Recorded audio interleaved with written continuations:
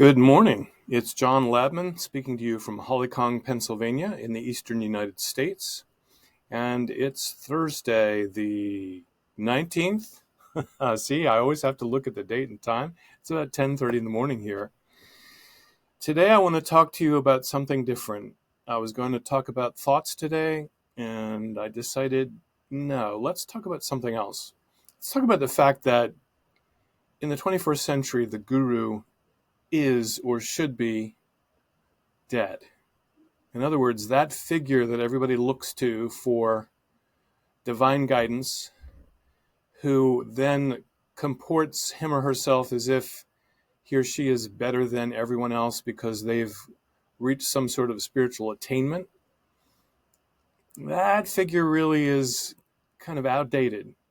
Just like kings and hierarchies and the guy at the top telling you he's better than you are, that's also outdated.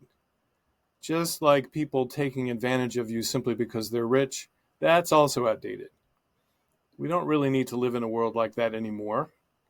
And in the spiritual world, we've been following this hierarchical structure, for 5 to 10,000 years.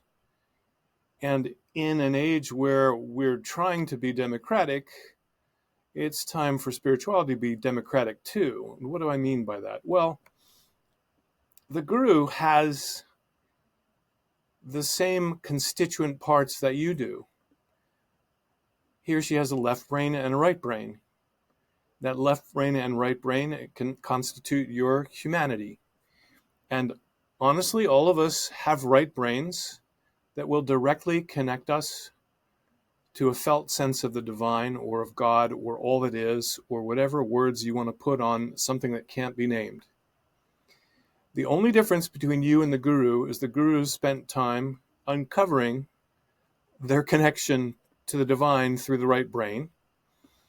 And you may have been preoccupied with just living a human life. And since nobody teaches us how to do that very well, nobody teaches us how to deal with our own thoughts and feelings and physical sensations and our sexual urges in our bodies, then you're kind of stuck messing around with all that stuff and finding out that you don't know a whole lot about it. Then along comes the guru who pretends to be better than you or different than you, or people treat them at any rate as if they're different from you, and says, follow me and I'll get you enlightened. As if you don't already have everything you need in you to be enlightened already. Okay, I've said already twice. Got it. This is human speech. It's not perfected AI speech. So relax, be a human being. Let me be one too. The thing about the guru movement and priests and intermediaries between you and God is that they're unnecessary. They're unnecessary because you are already in contact with the divine or the numinous or the absolute or all that is or the space between words or whatever we want to call it already. You stumble across that contact when you go to the beach. If you're a guy when you're hunting, if you're a guy or a gal hunting, fishing, playing golf, doing anything that doesn't require thinking, you're ripe for that contact with the right brain that brings you all the benefits that the guru claims to have for him or herself. And so I'm going to throw a boost up for my friend Emerson at emersonnonduality.com. We've had some wonderful conversations in the last 6 months, and he's really made it clear to me that there isn't really a need for these intermediaries anymore. And really, he's given a new model to me, which I've been trying to adhere to anyway, but sort of half consciously, that if I'm going to help anybody get liberated, spiritually liberated, and be a functioning, integrated human being, I have to do it as your equal. On the level of being, we are equals. You are just as divine, if you will, or you have as much of a right brain, if you will, as I do. And if you want another plug for somebody else, read Jill Bolte Taylor's book, Whole Brain Living. And you'll see what this wonderful PhD neuroscientist who used to work at Harvard says about how the brain functions. Not only was she herself a neuroanatomist, but she suffered a stroke. And when she did that, her left brain shut down. And what did she get? She got her right brain. And what was the right brain? It was everything everybody who wants enlightenment is always talking about. Oneness, joy, bliss, freedom, peace. Only problem was she didn't know her hand from the wall. She couldn't name anything. She didn't know who she was. She couldn't function in the three-dimensional human world. So it gives us a clue, her experience gives us a clue, that we have within us, within our brains, the capacity to have all the gifts that liberation or enlightenment offers people and has always offered people, which is a freedom from the suffering caused by the left brain and its insistence that the mind have its own way rather than that reality be the way it is. So I just want to say that here at Simply Awake, as the only practitioner here, I offer you an equality and a friendship while I help you to uncover the right brain and its connection to what we think of as the divine, which is really nameless. And there's so many complicated paths you could take to uncovering the right brain and its connection to the divine. But there's some very simple methods that we all know about nowadays and talk about, although we may not practice, one of which is mindfulness and another which is meditation. But also, very simply, moving away from words and the generation of words by the left brain and just moving into direct sense experience of present moment, what's going on right now around you. Can you feel your butt on the chair? Can you feel your feet on the floor? Can you hear the sounds of people talking in the hallway outside of my office because there's a party going on in my building today at another company?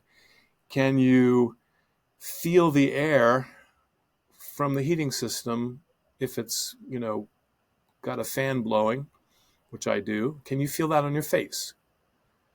The minute you move into sense-oriented or sensual experience and out of commentary on that experience, then you're directly in contact with the eternal present moment, and all boundaries, if you let them, will disappear.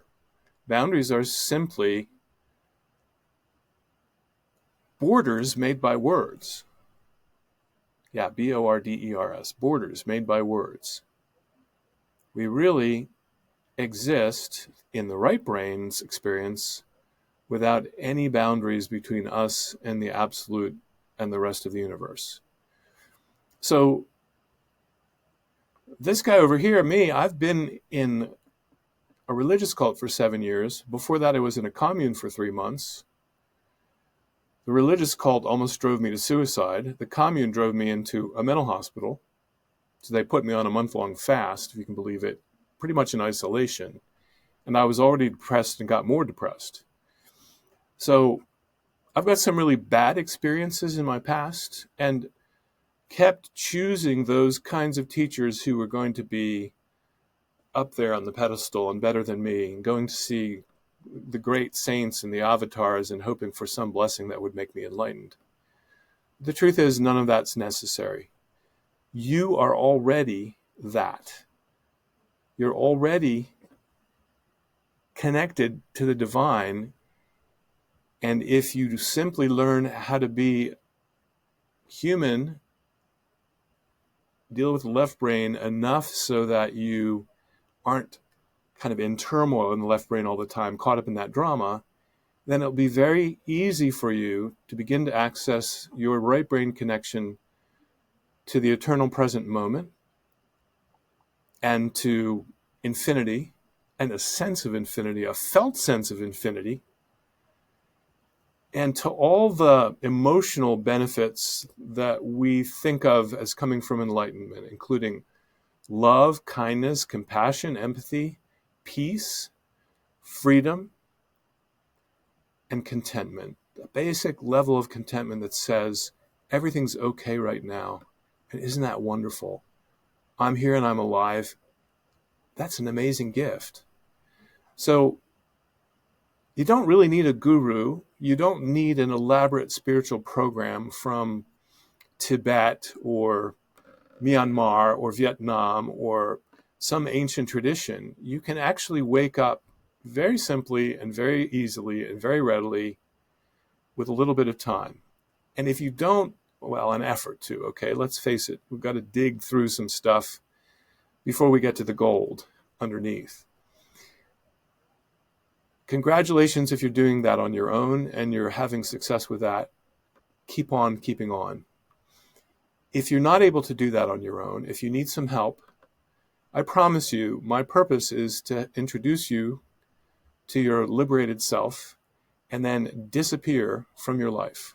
Make myself obsolete as soon as possible. That's actually what anybody in the 21st century who's trying to teach this really ought to do. Just give you the guidance and then disappear, because I don't need to create a new ego identity based on being a spiritually enlightened person. Tried that, doesn't work, doesn't help, makes me miserable. Next. And neither do you. So just uncover the natural human that you are, already connected to the divine. And if you need a little help, come and find me. I'm at simplyawake.com. And again, this is John Labman. I'm a licensed professional counselor, but now I serve as a liberation guide. And I have sliding scale rates. And I'd be delighted to work with you if you're willing to work. And work just means steady effort. This is not an impossible task. It's not impossible for you to be awakened in this lifetime. All of that is hooey, as so many of us have discovered. So come and find some help if you need it. Otherwise, blessings on your path as we go into the solstice in the northern and southern hemisphere. Northern hemisphere folk, enjoy your winter. In the southern hemisphere, enjoy your summer, folks. All blessings and lots of love from here. John Labman in Hollycomb, Pennsylvania, in late December, saying goodbye for now.